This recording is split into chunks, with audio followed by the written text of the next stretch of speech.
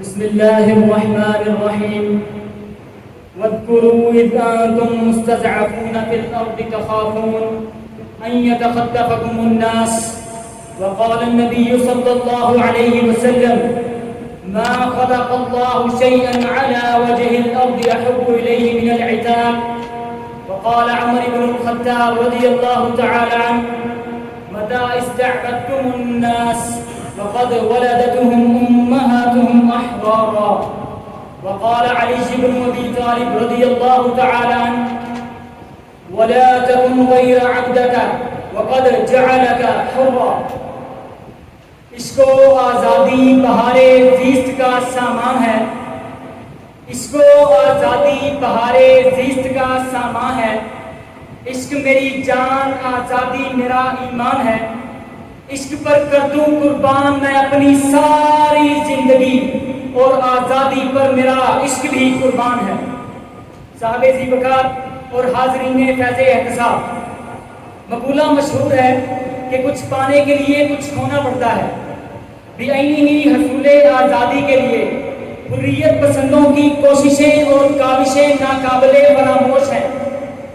جہاں تمام لوگوں نے اس کی جستجو کی، وہاں ریڑھ کی ہڈی کا کردار نبھانے کا شرف اللہ تعالیٰ نے علماء اہل حدیث کو دیا ہے.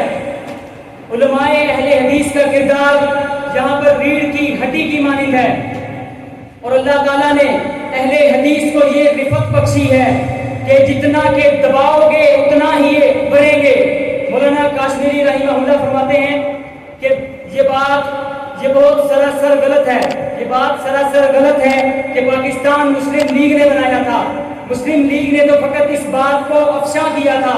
پاکستان کی تحریک کا آغاز تو سید احمد شہید اور سید اسماعیل شہید کی بنائی ہوئی تحریک المجاہدین بنی تھی. میں اس بات کو اپنے الفاظ میں کچھ یوں واضح کرنا چاہوں گا کہ ملت کا ٹکراؤ جب خداؤں سے ہوا تھا، اس ملت کا ٹکراؤ جب خداؤں سے ہوا تھا، یہ آغاز بغاوت میرے ہی بزرگوں سے ہوا تھا. حضرات ذی وقار، میں بڑی جرت اور بڑے اختصار کے ساتھ یہ بات واضح کر دینا چاہتا ہوں کہ علماء اہل حدیث جو کہ میرے اکابر ہیں، میرے اکابر نے ہی ان آزادی کی بنیادوں کو اپنے خون سے رنگین کیا ہے. اگر بات علماء اہل حدیث کی خدمات جلیلہ کی جائے تو آزادی کی خاطر تختہ دار پر لٹکنے کے لیے خوشی سے جاتے ہوئے اپنی داڑھی کو اپنے ہاتھ میں تھامے ہوئے آنسوؤں کے ساتھ آنسو آنکھوں سے بہہ رہے ہیں اور کہہ رہے ہیں کہ لو آج میں تو کامیاب ہو گیا. مولانا یحییٰ علی عظیم آبادی اہل حدیث تھے. مولانا یحییٰ علی عظیم آبادی جو تختہ دار پر لٹکنے جا رہے ہیں وہ اہل حدیث تھے. تحریک آزادی کے متحرک رکن مولانا یحییٰ علی عظیم آبادی اہل حدیث تھے.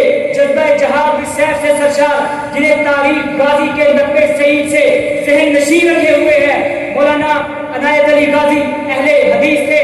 اپنے اہل و عیال کو اہلیان اسلام کی تواضع پر معمور کرنے والے مولانا بلایت علی اہل حدیث تھے. آزادی کی خاطر بلا جرم پابند سلاسل رہنے والے شیخ الکل فی الکل سید نذیر حسین محدث دہلوی اہل حدیث تھے.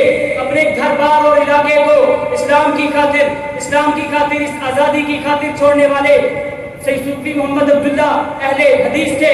میں اس بات کو اپنے الفاظ میں کچھ یوں واضح کرنا چاہوں گا کہ ایام گردش ہم سے بے سود نہ الجھ، ایام گردش ہم سے بے سود نہ الجھ، ہم نے ہر رنگ میں جینے کی قسم کھائی ہے. حضرات گرامی، میرے اکابر ہی وہ ہیں جن کی لازوال قربانیوں کی شہادت سکھوں نے بھی دی ہے. تاریخ کی معتبر ترین کتابوں میں یہ رقم کیا گیا کہ جب انگریز مولانا جعفر خان نیزری کو بیڑیوں میں جکڑ کر کالا پانی کی جانب لے جا رہے تھے تو ایک سکھ نے اس منظر کو کچھ یوں بیان کیا.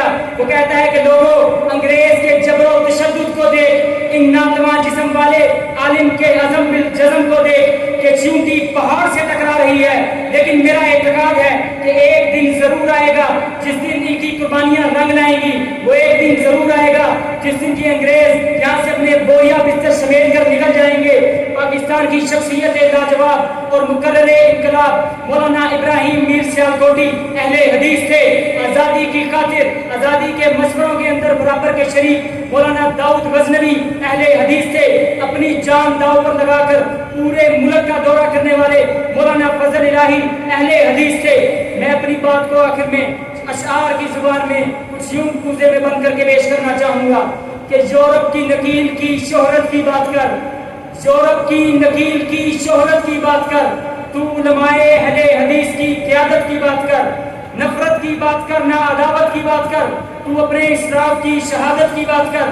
یوں ہی نہیں ملی ہمیں یہ آزادیاں، یوں ہی نہیں ملی ہمیں یہ آزادیاں، کانیسری اور غزنوی کی ہمت کی بات کر، وہ جن کے نام سے لرزتے تھے کفار، وہ جن کے نام سے لرزتے تھے کفار، تو محمد اور ٹیپو کی جرت کی بات کر۔ کس نے دیا تھا جہاد فی سبیل اللہ کا فتویٰ؟ کس نے دیا تھا جہاد فی سبیل اللہ کا فتویٰ؟ فلسفے کو چھوڑ، حقیقت کی بات کر۔ دور جلیل بھی یاد ہے ابن عبدالعزیز کا، تو شاہ ولی اللہ کے حسن قیادت کی بات کر۔ وہ جن کے نام سے انگریز سہمے ہوئے تھے، وہ جن کے نام سے انگریز سہمے ہوئے تھے، تو سوری و ابدالی کی ہیبت کی بات کر، سوری و ابدالی کی ہیبت کی بات کر۔ کیا ظہر تھا محدث دہلوی کی ذات میں، جعفر کی ابو الکلام کی عصمت کی بات کر۔ کتنے شہید ہو گئے اس ملک کے لیے، کتنے شہید ہو گئے اس ملک کے لیے، تو آج ابو المحسن کی غیرت کی بات کر۔ ان کے علاوہ اور بھی کتنے نام ہیں، ان صاحبان حق کی جسارت کی بات کر۔ شامل ہے جس جھنڈے میں علماء اہل حدیث کا لہو، شامل ہے جس جھنڈے میں علماء اہل حدیث کا لہو، تو اس جھنڈے کی رفت کی بات کر، تو اس جھنڈے کی رفت کی بات کر۔ وما علیہ الا البلاغ۔ اب قال اللہ تعالی وَإِذْ نَجَّيْنَاكُمْ مِنْ آلِ فِرْعَوْنَ يَسُومُونَكُمْ سُوءَ الْعَذَابِ قال عمر قد ولدت أمه حرا۔ حویدہ آج اپنے زخم بنھا کر کے چھوڑوں گا، لہو رو رو کے محفل کو گلستان کر کے چھوڑوں گا۔ جلانا ہے مجھے ہر شمع دل کو سوز بنھا سے، تیری تاریک راتوں میں چراغاں کر کے چھوڑوں گا۔ دکھا دوں گا جہاں کو جو میری آنکھوں نے دیکھا ہے، تجھے بھی صورت آئینہ حیران کر کے چھوڑوں گا۔ سامعین محترم، آج جس موضوع کو میں آپ کے کانوں کی زینت بنانا چاہتا ہوں اس کا عنوان ہے حق اور آزادی۔ تاریخ ایک دلگداز باب ہے، اشک و آہ کا جگر باز سلسلہ ہے، سینکڑوں روشن و رانا چہروں کی فصل کٹی، تب جا کے دامن مہتاب میں چاندی کے پھول کھلے، جبین شب کی ظلمت میں پیدا ہوا۔ اس لیے بھی آج آنکھیں اشک بار ہیں کہ مجھے ان معصوم اور بے داغ عورتوں اور بچیوں کے عصمت دری کے واقعات یاد آئے، ان بچوں اور بوڑھوں کے واقعات یاد آئے کہ بزبان حال وہ کہہ رہے ہیں تزئین گلستان میں ہمارا خون بھی شامل ہے، تزئین گلستان میں ہمارا خون بھی شامل ہے، چمن میں جب بہار آئے ہمیں بھی یاد کر لینا۔ سامعین محترم، ارباب المدانش، خواب پاکستان کی تعبیر میں رنگ بھرنے کے لیے ہمارے آباء و اجداد گھر سے بے گھر ہوئے، اس خطہ ارض کے لیے بوڑھوں نے دعائیں دی، ماؤں نے اپنے لگتے جگر قربان کیے، نوجوانوں نے سینے گولیوں کے سامنے کیے، معصوم جانوں کو نیزوں پر رشک کرتے ہوئے چشمے فرق نے دیکھا، تب جا کے یہ وطن، یہ آزادی، یہ پرچم ہمیں نصیب ہوا۔ ان تمام قربانیوں کا مقصد اور حصول پاکستان کا مقصد صرف اسلام تھا۔ اس وقت کا نعرہ پاکستان کا مطلب کیا؟ لا الہ الا اللہ تھا۔ یہ کیا تھا؟ کس لیے تھا؟ مدعا کیا؟ ماجرا کیا تھا؟ مجھے معلوم ہے یہ جزء حرف لا الہ کیا تھا۔ یہ ساری کاوشیں تھی دین کی، ایمان کی خاطر، ہزاروں الفتیں تھی ایک پاکستان کی خاطر۔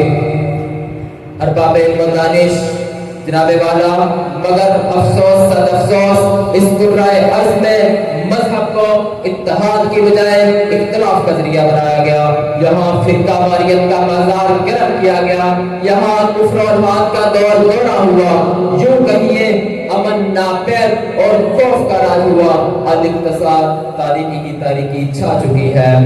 ارباب المدانش، آج محمد بن قاسم صاحب بلبلا، طارق بن زیاد صاحب حوصلہ، خالد بن ولید کی للکار، امام شامل کی پکار، محمود غزنوی سے یلکار کا حامل ہر نوجوان کو ہونے کی ضرورت ہے تاکہ اس بدر کا مقصد اپنے عروج کو پہنچے۔